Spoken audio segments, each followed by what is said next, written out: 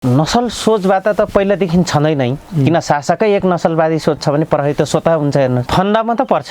अझै पर्नेवाला छन् सके त यहीँकै एसएसपी पनि पर्नेवाला छन् रेशमलाई नदिएकै हो आज होइन 3 महिना अगाडि भनेको थियो मनोजी हेर्नुहोस् 2085 सम्म जुन पार्टीको जो समुदायको गभर्नमेन्ट आओस् मनोजी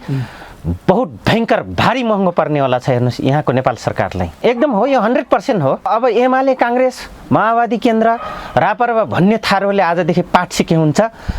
तिम्रा मालिकले तिमी कमाइए नै हो भन्ने बनाइदिए त्यो कानुन अदालत त्यो प्रहरी त्यो आर्मी त्यो कर्मचारी अन्य राजनीतिक दल तपाईहरुकै मालिकहरू हाम्रो पक्षमा छैन दास हो तिमीहरुको अस्तित्व छैन योमा कानुन बनाउने बेलामा घोषणा गर्ने बेलामा भाग्ने तिनै पात्र हुन् जो हुन् डाक्टर बाबुराम भट्टराई र आज मैले उनलाई चाहिँ बहुत बकेको भुकेको देखेँ प्रचण्डको पनि हालत त्यही हो बाबुरामको पनि हालत त्यही हो बरु शेरबहादुर केपी ओलीले त सिधै भनिदिए कमिलाका टाँटी केपी ओली साँच्चै नै यहाँको मूलवासीको पक्षधर हुँदा हुन् भने 120 सँग एउटा 121 बनाउँदा के हुन्थ्यो केपी ओली अर्को प्रमाणित बदमासी के देखिन्छन् भने उनी अझै पनि झापाको राजवंशी सरह नै अरु थारूले गनिराखेका छन् के यस्तो विषम परिस्थितिमा म सबैको पोल खोल्नेवाला छु मनोजी एकचोटि इतिहास पढा साथी हो त्यो 16औं शताब्दीमा लेखेको मार्क्सलाई मात्रै रटन्ट गरेर यहाँ फेरि अर्को द्वन्द्वको लागि तयार नगर भन्छ अमेरिका जस्तो प्रजातन्त्र यात्रा गएर हेर तिमी प्रजातन्त्र त्यहाँको प्रजातन्त्र त्यस्ता मदरफकर डेमोक्रेसी चाहिएन बुझ्नुभयो इक्वल डेमोक्रेसी चाहियो हामीलाई सोशल डेमोक्रेसी चाहियो स्टेट गाइडलाइन्स कसरी गर्ने स्टेट होल्ड कसरी गर्ने भनेर थारू कम्युनिटीबाट सिक्नुपर्छ यहाँका नलायक नसलवादीहरूले प्रोफेसर डाक्टर इन्जिनियर यहाँका मै हुँ भन्ने मसिहा बुद्धिजीवीहरूले दुनियाँ नाना भाँटी त्यो किताबमा लेखेर समाजशास्त्रमा लेखेर दुनियाँलाई उल्लु र दास बनाउने समाजशास्त्र पढेर धेरै ढोङ नठोक्दो हुन्छ टियुकोले पनि अथवा विश्वको कुनै पनि एक नसलवादबाट प्रेरित भएका विद्वान भन्ने मसिहाहरूले यो कुरा नगर्दो हुन्छ मेरो अगाडि चाहिँ मनोजी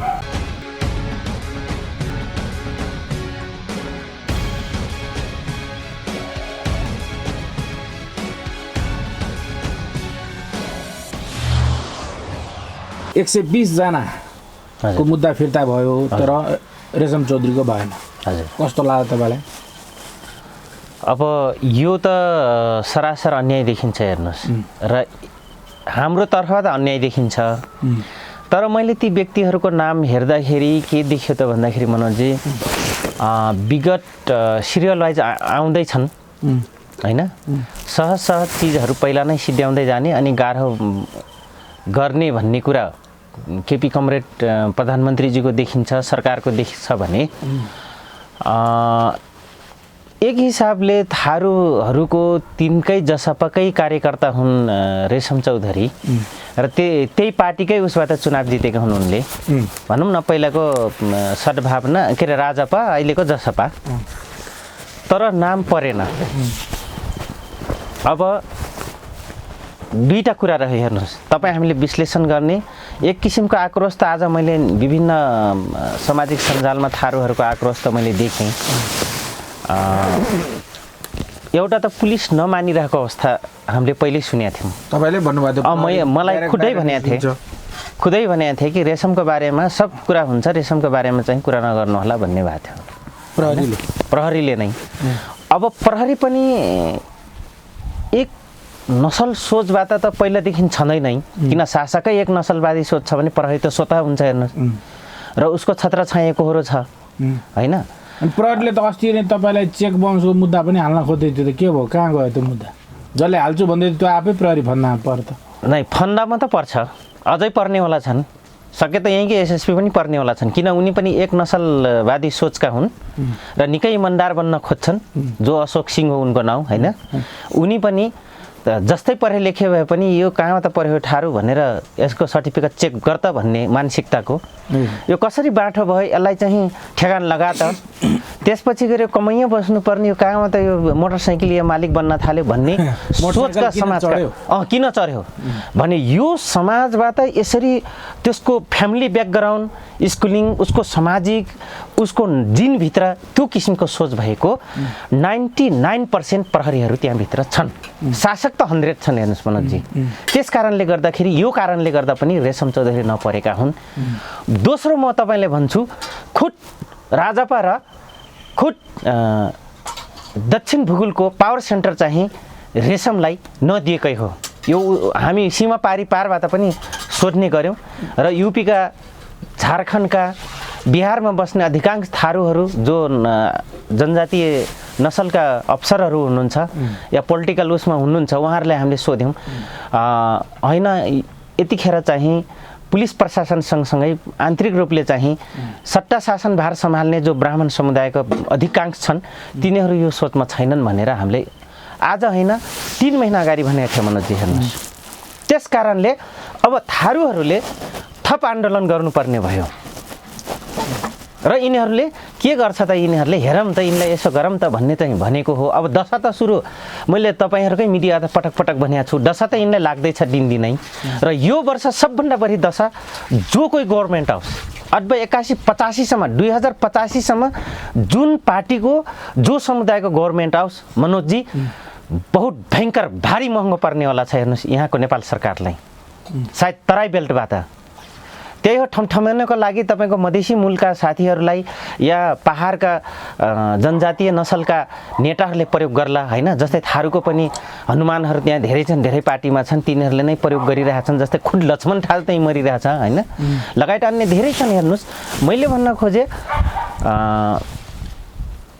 120 जनाको जो मुद्दा लियो थारू परे छैनन् भन्नुहुन्न त्यो बेलाको तत्कालीन मुद्दा लागेका गलत मुद्दा लागेका चौधरीहरू थारूहरू छन् मनोजजी रेशम मात्रै नाम छैन। मोहन ठाकुर राजेन्द्र महतो नै पर्दा पछाडि बसेर रेशमलाई छोडाउन चाहँदैनन् भन्ने कुरा पनि आयो। होइन एकदम हो यो 100% हो। आजको दिन तिनको पछाडि लाग्ने र अब एमाले काङ्ग्रेस माओवादी केन्द्र रापरवा भन्ने थारूहरूले आजदेखि पाठ सिके हुन्छ तिम्रा मालिकले तिमी कमाइए नै हो भन्ने बनाइदिए र यहाँको कानुन आगामी जो अदालत थियो नाराको लागि रेशम चौधरीलाई भित्र राखियो कि के को लागि आगामी चुनावी नाराको लागि त्यो पनि हो एउटा कूटनीतिक रणनीतिक हिसाबले त्यो पनि हो हेर्नुहोस् मनोजजी। यसमा तपाईँले गरेको प्रश्न पनि यसमा पनि 100% ठिकै छ किन थारूलाई अझै पनि हाम्रो हुन्छन् कि अधिकांश मधेसीसँग छन् थारूहरू होइन। अब एमाले काङ्ग्रेस माओवादीमा आउँछन् कि हजुर मेरो मान्छे त्यो भाइ हो छुटाइदिए म तेरै पार्टीमा जिन्दगी भएर दास बन्छु रान्ति कमाइए बस्छु भन्ला कि भनेर पनि यो काम गरेका हुन्। मेरो विश्लेषण यो हो मनोजजी। अब काङ्ग्रेस एमाले माओवादी त त्यसै रेशमको विरोधी भइहाल्यो। मधेसवादी दलभित्र छिरेर उनले टिकट लिएर चुनाव लडेर जितेका पनि थिए। हजुर पछिल्लो समय उहाँलाई ठुलो मालासाला लगाएर स्वागत भगतका साथ निकाल्ने कुरा थियो त्यो पनि उनलाई फेरि दिल्ली बजार सदरखोरै पुर्याइयो। हजुर अब फेरि मुद्दा फिर्ता होला कि भनेको त फेरि यहाँ अर्को गेम भयो होइन। यो गेम त 3-4वटा 5वटा उसले नमानेकै हो हेर्नुहोस्। एउटा प्रहरी प्रशासन नम्बर 1 दोस्रो त्यो कालो कोट लाउनेहरू किन ऊ पनि त एक नसलवादबाट पक्षपोषित छ नि त्यो कानुनको क नजान्नेहरू पो सांसद थिए र उनीहरूलाई पनि सजिलो भयो यो टोर मटोर कानुन बनाउने हेर्नुहोस्। तेस्रो दक्षिण भूभागको पावर सेन्टरले पनि चाहेन यो कुरा किन ऊ बिचरा यो कोरोनाको जर्जरले ऊ आफ्नै हिसाबले उता बेहाल छ होइन यो बेला सब पुर्याउने थिएन। तर इन्डियामा बेला प्रसवमा बस्दै जो रेशम सिलिन्डर गर्ने जस्तै या तिमी जितिहाल्यो साँच्चै नै तिमी लिडर हो भने अब चाहिँ गएर पार्लियामेन्टमा शपथ ग्रहण जसरी बमन सिंहलाई गराइयो त्यसरी नै गराउने भनेर पठाकै हो हेर्नुहोस् त उसले पनि चाहिरहेको छैन। अब चौथो राजनीतिक दल विभिन्न जात जाति एमाले काङ्ग्रेस माओवादी केन्द्र रापरवा लगायत अन्य सानातिना दलहरू जो छन् एक नसलवादबाट पक्षपोषित छन् तिनीहरू सकेनन्। पाँचौँ को चाहेन त भन्दाखेरि दास मानसिकताका थारूहरू जहाँ डिभाइड छन् अन्य पार्टीभित्र उनले किन रेशम छुट्यो भने मेरो पनि त्यो दिनदेखि राजनीतिक पट्टा साफ हुन्छ किन मालिकले त फकाउनु पर्यो। यो त आन्दोलन यसरी भएको थियो मनोजजी तिमी जाऊ थरोट आन्दोलन उठ्यो तिमी यदि रोडमा देखिएनौ नेतृत्व गरेनौ जनताको सामु गएनौ भने तिमी नेता हुँदैनौ। हाम्रोमा त जनमत सँगसँगै भोट पनि चाहिन्छ भनेर सिकाएर पठाएको थिए। आज जो थरोट संयुक्त सङ्घर्ष समितिमा आएर जो आन्दोलन गरे आज सब आफ्नो मालिकले बोलाए सब गए हेर्नुहोस्। काङ्ग्रेसमा गए एमालेबाट आएका एमालेमा गए माओवादी आएका माओवादीमा गए रापरबाट आएका रापरमा गए हामी रह्यौँ सङ्घीय लोकतान्त्रिक राष्ट्रिय मञ्च थरोट हेर्नुहोस्। यसरी अझै पनि त्यो थारू आजको दिन यो निर्णयपछि अब 120 जना छुट्टिनु त्यो बेलाको अवस्थामा र एउटा रेशम चौधरीको नाउँमा नपर्नु भनेको रेशम चौधरीको दुहाई माग्ने थारूहरू र लगायत सबै थारूहरू के अरे म 22 जिल्लादेखि के अरे झापादेखि पश्चिम लगायत 22 जिल्लाको थारूलाई भन्छु अब चिना त्यो कानुन अदालत त्यो प्रहरी त्यो आर्मी त्यो कर्मचारी अन्य राजनीतिक दल तपाईहरुकै मालिकहरू हाम्रो पक्षमा छैन। दास हो तिमीहरूको अस्तित्व छैन योमा। मूलवासी भए तापनि तिमी सेकेन्ड ग्रेडका आदिवासी हौ या थर्ड ग्रेडका आदिवासी हौ भन्ने किसिमले मेसेज गर्यो। म भन्छु तिनका मटियार थारूहरू तिनका भरौटे थारूहरू आजदेखि बुझ पाठ सिक। मैले त सिकेँ 10 वर्षमा। तपाईहरुको मिडिया त पटक पटक भनेको छु कथाचित कुनै कालखण्डमा मैले जनवादको नाउँमा दासत्व निभाएँ प्रचण्ड शाहीको र बाबुराम शाहीको। आज मैले बाबुरामजीको ठरवट भनेर लेखेर कालो ब्यानरमा भाषण गरेको सुने रेशम किन परेनन् भनेर बकेको मैले सुनिरहेको थिएँ। तर तिनै व्यक्ति हुन् कानुनका क नजान्ने मान्छे आफ्नो ठाउँमा सभापति विधानको सभापति बनाएर र यो किसिमको मैले बोल्यो भने कतै बाहुनहरूले मलाई दिन्नन् कि भोट भनेर डराएर 14 गते चाहिँ डिजल गर्ने 8 वर्षसम्म लगाएर बनाएको कानुन बनाउने बेलामा घोषणा गर्ने बेलामा भाग्ने तिनै पात्र हुन् जो हुन् डाक्टर बाबुराम भट्टराई। र आज मैले उनलाई चाहिँ बहुत बकेको भुकेको देखेँ। मतलब भुके उनका त्यो मतियारहरू बोलाएको थिए भुके ए साथी हो ठरवान बनाउँदाहरू अब दास धेरै दिन नबना चाँडै उठ। अनि बाबुराम भट्टराईले उनले गर्नुपर्ने काम हुँदाखेरि चाहिँ नगर्ने अहिले प्रतिपक्षमा हुँदाखेरि प्रचण्डको पनि हालत त्यही हो बाबुरामको पनि हालत त्यही हो। बरु शेरबहादुर केपी ओलीले त सिधै भनिदिए कमिलाका टाँटी भनेको तिमी मान्छे हैनौ किरा हौ भनेका हुन् हैन। त्यसपछि गएर तपाईको नत्र भने यदि आजको दिनसम्म हेर्नुस् आजको दिनसम्म केपी ओली साँच्चै नै यहाँको मूलवासीको पक्षधर हुँदा हुन् भने 120 सँग एउटा 121 बनाउँदा के हुन्थ्यो हैन। तर थरवट आन्दोलनमा 118 जना 120 पुगेका छन्। त्यहाँ पनि थारूहरू हाम्रो नाम लगायत सबैको परेछ जो गएकै छैनौँ त्यो कार्यक्रममै इन्भल्भमेन्ट नै छैनौँ तर समितिमा छौँ। त्यस्ता समेत गरेको अवस्थाहरू भेटिन्छ र आज रणभुल्ला थारूलाई पार्नको लागि पुरानो मुद्दा लागेकालाई चाहिँ गरे जबकि त्यो मुद्दा 8 वर्ष अगाडि लागेको थियो।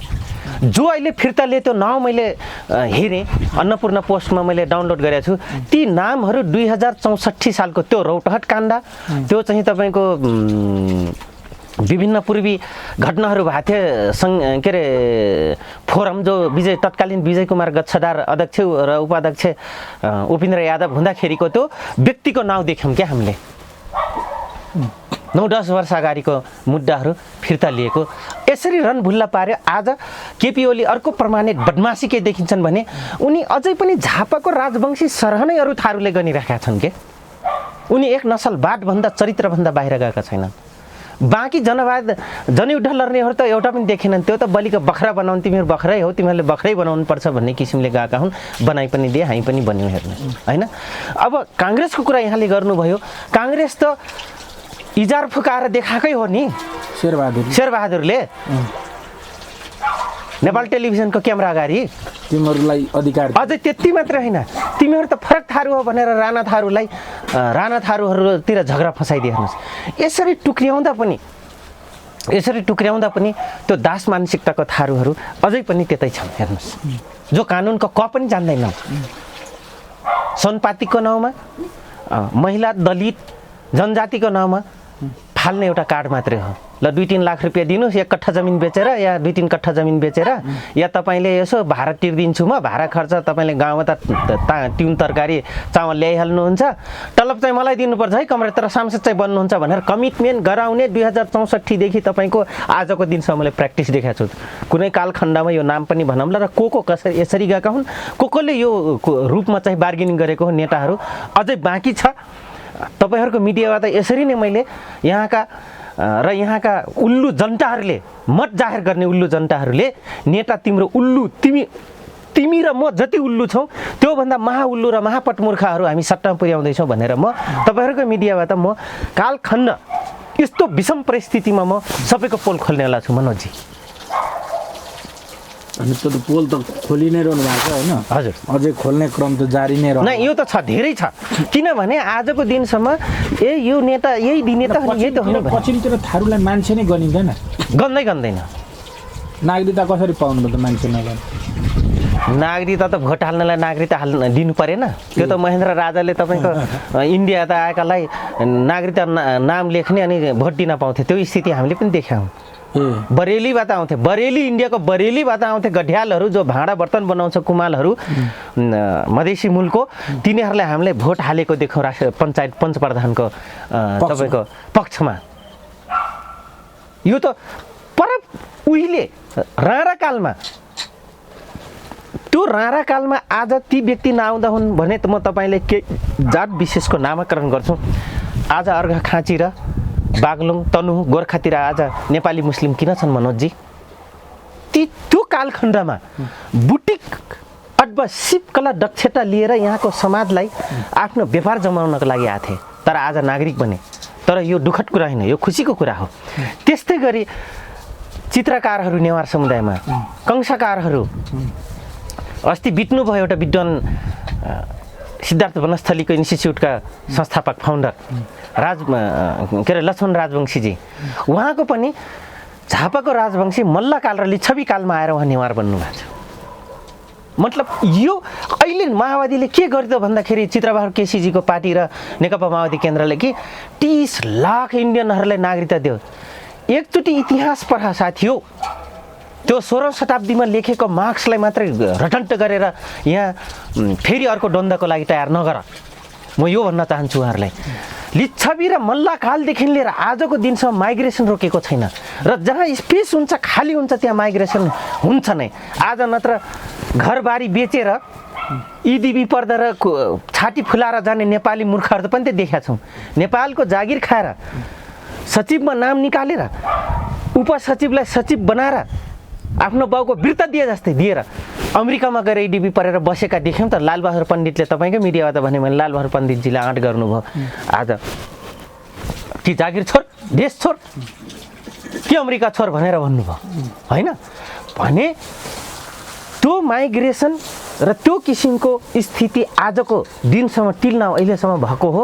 त्यस कारणले गर्दाखेरि जो गौर काण्डहरू थियो, अन्य काण्डहरू थियो 2064 देखि, त्यसपछि टिकापुरसम्म आइपुग्दाखेरि यो मात्र के थियो भने थर्ड ग्रेड र सेकेन्ड ग्रेड नागरिक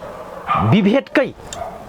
अन्तिम प्रकाष्ठको लडाइँ थियो। यहाँले भन्नुभयो नागरिकता कसरी पाउनुभयो, नागरिकता यसरी नै पाउँदै जानु। र नागरिकता कसरी पाउनुभयो जब भन्नुभयो तपाईँले, यो कश्मीर इरानबाट भाग्ने मस्तो धर्म मान्ने खसहरू र ब्राह्मणहरू उनको बाजे आउँदासम्म थारू यहीँनिर खनजोट गरेर बसेको थियो। त्रेता युगमा जहाँ राम बसे, मैले पटक पटक भनेको छु र मनोजी तपाईँको मिडिया त, राम नै थारूको आदिवासीको एरियामा बसेका हुन् वनवास भने उनको बाजे बराजु यहाँ नहुने बेला थारू छ भने तपाईँ नागरिकता कसरी पाउनुभयो तपाईँ भन्नुभयो प्रश्न। यो त ठ्याक्कै त्यही कठमुल्लावादी, एक मानववादी, एक नसलबाट सोचाएका ब्राह्मण जस्तै तपाईँले प्रश्न गरिदिनु भयो। होइन, त्यो त नागरिकता त दिएको छ नि त तपाईँलाई। हो, त्यो नागरिकता देखाउँदा त्यो त 10 वर्ष बसेपछि ग्रिन कार्ड दिन्छ, अमेरिकाले पनि दिन्छ। अमेरिका बस्यो भने अनि म यहाँ 30 वर्ष पनि पहिलो दर्जाको र दोस्रो दर्जाको नागरिकता छ। अस्ति भर्खर हेरौँ पुलिस। म तपाईँले भन्छु अहिले के भयो, कोभिड-19मा डोनाल्ड ट्रम्प हुँदाखेरि मेरो गडमम भर्खरै अस्ति आउनु भएको छ, 1 महिना पनि पुगेको छैन, रिटर्न हुनुभएको, 1 इयर बसेर आउनुभयो। उहाँले वेट गर्नुभयो अरे। मैले हरेकपल्ट भने तपाईँ किन रिटर्न हुँदै हुनुहुन्न त्यहाँ त भन्दाखेरि, बाबु चौथो कि 5औं नम्बरमा नेपालीहरूको आउँदो रहेछ भ्याक्सिन लाउन। पहिले उसले आफ्नो त्यहाँको स्पेसल गोराहरूले लायो, त्यसपछि अलि धनी धनी राष्ट्रका माइग्रेन्टहरू पुपिल्सहरूले लायो, त्यसपछि अलिकति त्यो भनौँ न तेस्रो दर्जामा मध्यम धनीहरूलाई लायो। चौथो कि 5औं ग्रेडमा नेपालीहरू थर्ड कन्ट्री, एकदम गरिब लेभलका कन्ट्रीहरूको व्यक्तिहरूको पालो आएर कोभिड-19 भ्याक्सिन लाउनु भनेपछि भन्छ अमेरिका जस्तो प्रजातन्त्र यत्र गएर हेर तिमी प्रजातन्त्र, त्यहाँको प्रजातन्त्र रहर पुगेको छैन भने अझै भेजा नेपालीहरूले म जान अनुरोध गर्छु। त्यस्ता मूल्य बकम फुस्के प्रजातन्त्र, विभाजित अनि के भने अमेरिका जस्तो प्रजातन्त्र हरे त्यस्ता मदरफकर डेमोक्रेसी चाहिएन बुझ्नुभयो इक्वल डेमोक्रेसी चाहियो हामीलाई सोशल डेमोक्रेसी चाहियो र इक्वल एक्सेस एक्जिट टाइपको डेमोक्रेसी र रिपब्लिकन सिस्टम चाहियो हामीलाई जहाँ त्यो त वर्ल्डमै कहीँ पनि छैन नि त्यो त किताबमा त्यो हुँदै हुन्न त्यो लाइब्रेरीमा चाहिँ त्यो हुँदै हुन्न तर कहाँनिर हुन्छ मनोजी यो किसिमको समानताको विभेद रहेन समानताको व्यवहार भयो भने त्यहाँनिर तपाईँले बराबरको मैले सामाजिक डेमोक्रेसी पाएँ कि भन्ने अनुभूत हुन्छ म तपाईँले केही थारूहरूको प्रजातन्त्र केही कुरा गरिदिन्छु तपाईँले अमेरिकासँग डान्नु पऱ्यो मैले स्यामुल ट्यामराटलाई बीसीसी हालमा यही भनिदिएको तपाईँ सोसियोलोजीमा पिएचडी गरेर जानुहोस् दक्षिण एसिया पेसिफिक रिजनलको चिफ हुनुहुन्थ्यो कुनै घटनाक्रममा हामी र हाम्रै हतियार बिसाउने क्रममा हामी भेटघाट भएको लक्ष्मण थारू र म गएको थियौँ त्यतिखेर मैले भन्दै प्रजातन्त्र सिकाउनै पर्दैन तपाईँहरू थारूहरूलाई जबकि जुन घरमा घर मुलीले कपडा ल्याउँछ भने बराबर एकै किसिमको ल्याउँछ पाहुना आए पनि कुनै माछा मासु कुनै राम्रो पकवानहरू भएको छ भने पाहुना र घर मुलीदेखि लिएर सबैको लागि बराबर भाग लगाइन्छ भात खाने यति एक गाँस खाने बच्चाको लागि पनि त्यतिकै बराबर भाग लगाइन्छ भने यहाँनिर साम्यवाद र समाजवाद र प्रजातन्त्र छ थारूहरूको एक दोस्रो प्रजातन्त्र ठुलो प्रजातन्त्र यो नेपालको एक मानववादी र नसलवादी सोच भएका नेताले सिक्नुपर्छ थारूहरूको बर्गर प्रथा र भलमनसा प्रथाबाट एक वर्षलाई चुनिन्छ एक वर्षलाई केही पनि भनिँदैन एक वर्षपछि एक दिन समीक्षा गर्ने दिन हुन्छ त्यो बर्गरलाई ठाडो शिर उठाएर हेर्न नसक्ने थारूले पनि त्यो दिन सबै समाजको अगाडि तपाईँ राम्रो नराम्रो क्रियाकलापको उसको क्रिटिसाइज गर्छ र स्वीकार छ त्यो भलमनसाले त्यहाँनिर स्टेट गाइडलाइन्स कसरी गर्ने स्टेट होल्ड कसरी गर्ने भनेर थारू कम्युनिटीबाट सिक्नुपर्छ यहाँका नलायक नसलवादीहरूले अब तेस्रो भन्छु म तपाईँले यहाँसम्मको फ्रिडम छ थारू महिलालाई र यिनले सिकाउँछन् रे 33% इन्भल्भमेन्ट गराएर थारूले प्रजातन्त्र सिकाउने कोसिस गर्छन् यी नलायक भेजाहरूले यदि कुनै महिला विधवा भइदियो देवरले चुरा लगाइदिएन उसले सिन्दुर लगाइदिएन भने उसले अर्को केटा ल्याएर त्यो घरको भाइले दाइ सराहको मान राखेर तर सम्पत्ति दिँदैन दाइ सराहको मानार्थ राखिदिएर मान राखिदिएर त्यही सिटमा राखिदिएर उसले भाउजूलाई त्यतिसम्म केटा भित्राउने समेत अधिकार दिन्छ कबिला सिस्टम स्टेट सिस्टम हेर्नुहोस् र यति ठुलो प्रजातन्त्र छ हाम्रो महिलाहरूमा राणा थारूको कठरिया थारू पूर्वीय थारू डङ्गरो थारूहरूको मातृ र पितृ सट्टा बराबर छ हाम्रो उसमा हेर्नुहोस् र अधिकांश पहाडमा आउने जनजातीय समुदाय पनि त्यतिकै महिला र पुरुषको बराबर छ यो मात्र महिलालाई एउटा साधक देख्ने एउटा साधन देख्ने कौरीको भावमा बेच्न खोज्ने या एउटा साधन वस्तु हो भन्ने त तपाईँको आर्य र द्रविड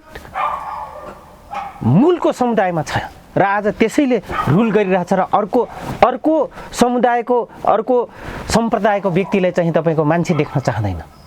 त्यसैले त थारू यही पिल्समा पर्या हो हेर्नुहोस् त्यस कारणले यहाँका मै हुँ भन्ने शासक मै हुँ भन्ने विद्वान पत्रकार प्रोफेसर डाक्टर इन्जिनियर यहाँका मै हुँ भन्ने मसिहा बुद्धिजीवीहरूले के हो समाजमा बुझ्नु जरुरी छ त्यो दुनियाँ नाना भाँटी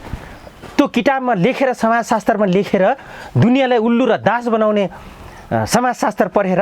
धेरै ढोङ नठोक्दो हुन्छ टियुकोले पनि अथवा विश्वको कुनै पनि एक नसलबाट प्रेरित भएका विद्वान भन्ने मसिहाहरूले यो कुरा नगर्दो हुन्छ मेरो अगाडि चाहिँ मनोजजी अनि त्यो त ठिक छ कि तपाईँले आफ्ना तर्कहरू राख्दै हुनुहुन्छ हजुर अन्तत गतो रेशम चौधरी पपेट मात्रै भएर बाँच्ने हुन् कि उनी बाहिर पनि निस्किन्छन् निस्के भने रामराजा सिंह जस्तै होलान् कि पनि मलाई त शङ्का लागिसक्यो हिजोको निर्णयले हैन रामराजा सिंह बनाइदिने काम गर्लान् कि हिजोको सिनारीले त्यो देखाउँछ एक अर्को तपाईँको अब रामराज सिंहको कुरा गरिहाल्नु रामराज सिंहले बमै पड्काएको थिएन भूमिगत बनाइदियो बमै पड्काएको थिएन भूमिगत बनाएन उनको जनवादीको ऊ आएर डाक्टर ललन चौधरी के भन्छ कहाँ पड्काएको थियो उसैको उपाध्यक्ष अहिले इलेक्ट्रोनिक सामान बेचेर बसिरहेछन् 32 पुतलीमा हेर्नुहोस् है उहाँसँग पनि मेरो ऊ भयो किन उहाँ मर्ते दमतक अन्तिममा भन्नुभएको छ मैले त्यो दिन हानेको थिएन तर मलाई यहाँको शासकले चाहिँ मलाई सधैँभरि दरभङ्गा बस्ने बनाइदियो भनेर बुढो मर्ते दमतक भनेका छन् दरभङ्गा बस्ने बनाइदियो हेर्नुहोस् है र यहाँका फाल्नेहरू जसले महेन्द्र सरकारकोमा बम फाले ती शासक भए तिनै राजावादी भए तिनै प्रजातन्त्रवादी भए तिनै गणतन्त्रवादी भए अब फेरि राजावादी पनि तिनै बन्दैछन् अहिले राजावादी तिनै बन्दैछन् हेर्नुहोस् त्यही नसल त्यही व्यक्ति हिन्दू धर्मलाई मास्नको लागि दुनियाँ गरेछन् ठहर तिनकै छ तर बनाउँदै कसलाई छन् त परिणत कसलाई गर्दैछन् त भन्दाखेरि ठ्याक्कै जनजाति र दलित र अलिक गरिबलाई तर यसको पास्टरहरू ठुल्ठुला पास्टरहरू को छन् त भन्दाखेरि त्यही बाहुन छेत्री छ लिस्ट छ हामीसँग यो कुरा इन्डोनेसिया पनि भएको थियो मनोजजी इन्डोनेसिया पनि जस्ट यही रणनीति भएको थियो त्यसैले त बाली घटना घटेको हेर्नुहोस् भएभरको बुद्धिस्टहरू क्रिस्चियन भए तर मुस्लिम हुन चाहेन नहुँदाखेरि बाली घटना भयो हेर्नुहोस् बरु मुस्लिम चाहिँ हुन चाहेन आज यहाँ पनि एउटा इमान्दार मधेसी विद्वान दरभङ्गा बस्ने भयो महेन्द्र सरकारकोमा बम हाल्नेहरू यहाँका प्रजातन्त्रवादी यहाँका गणतन्त्रवादी यहाँका राष्ट्रिय पञ्चायतका नेता रे रापरवा रे सबै पनि नेम लिस्ट छ हामीसँग चिन्ह छौँ हामी एक दिन त्यो इतिहास पनि लेखौँला मेरै हातबाट लेख्नेवाला छु मैले नै लेख्नेवाला छु क्या यहाँका धेरैजनाको पोल खोल्नेवाला छु किनभने आजको दिनसम्म हामीलाई त्यो त्रिभुवन युनिभर्सिटीका इतिहासकार भन्नेहरू फटाहरू सबै गलत इतिहास लेखेर पुस्ता नपुस्तक बनाइदिएका छन् ए अग्रजहरू कमसेकम राइटले राइट रङले रङ त भन्ने आँट गर त्यति पनि छैन साले नलायकहरूलाई हुन त हेर्नुहोस् यो समाज यस्तो गाइडलाइन समाज हो आर्यन समाजबाट कि आफ्नो स्वार्थको लागि चेली पनि बेचिदिने जात हो कि तर आरोप कसलाई लाउँछ यहाँको भोटेहरूलाई भोटे भनेर भन्छ तामाङ दाजुभाइहरूलाई आरोप तर जिउँदै जलाउनेदेखि सबै गरेको इस्ट इन्डिया कम्पनी त्यही पोइन्ट समाजमा तपाईँको 200 वर्ष शासन गरिदिएको हेर्नुहोस् त्यहाँसम्मको आफ्नो हितमा आउने राम्रा कुरालाई पनि क्रूर बनेर त्यसको नष्ट गर्ने र आफ्नो फेभरमा छ आफ्नो मनोमानी र नरभक्षी काम गर्न पाइरहेछ जनावरको जस्तो बेहोरा गर्न पाइरहेछ भने त्यसलाई राम्रो बनाएर बखान गरेर कहिल्यै नठाक्ने त्यो नसल छ त्यसको अधिकांश चरित्र इन्डिया र नेपालमा देखिन्छ अरू कहीँ भेट्नुहुन्न इन्डिया र नेपालै हो देखिने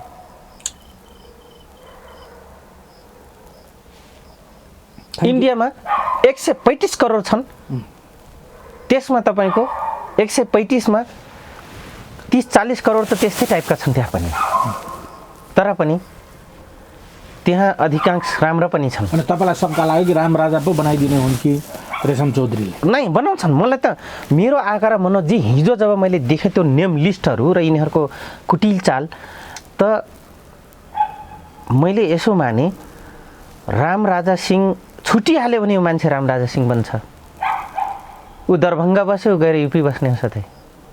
होइन यहीँ बसिहाल्यो भने ऊ एक कप चिया खाने हो गफ गर्ने हो त्यो बाहेक बनाउँदैनन् कि जस्तो लाग्यो तर यो पनि भित्र चुटिया छ नि यसको परिवार पनि कहाँ जानुपर्छ कहाँबाट मेरो यो सुरुवात भएको हो कोसँग मैले गर्नुपर्छ त्योतिर लाग्दैन उसको त्यो श्रीमती रञ्जना कायस्था जसले उसको श्रीमानलाई बलि दियो त्यो व्यक्तिसँग रात दिन पुच्छर घोट्छ रञ्जना कायस्था उहाँको श्रीमती म अनुरोध गर्छु उहाँलाई रञ्जना भाउजूलाई कि ट्र्याकमा आउनुहोस् तपाईँ आज बुझ्नुहोस् जिउँदै बलिको बोका बनाइदिए कुनै बेला म पनि बनाएको थिएँ म किसान बनिदिन्छु म रिसर्चर हो वैज्ञानिक बनिदिन्छु म डिप्लोमेट बनिदिन्छु तर अब एक नसलवादी सोच भएका कुनै पनि नामको पार्टीको नामको व्यक्तिको लानु चौधरी झोला बोक्नेवाला छैन मनोजी बोक्छु भने म एउटा त्यो व्यक्तिको लागि बोक्छु चाहे जुन सम्प्रदायको होस् चाहे जुन जातको होस् चाहे जुन धर्मको होस् या जुन भूगोलको होस् तर मानव भएर मानव व्यवहार भएर बाँच्न दिया छैन यो सरकारले, त्यसको पक्षमा मात्रै म उभिनेवाला छु। म यिनीहरूको पक्षमा उभिने पक्षमा छैन Manojji. Thank you very much sir. हस्, नमस्कार, धन्यवाद।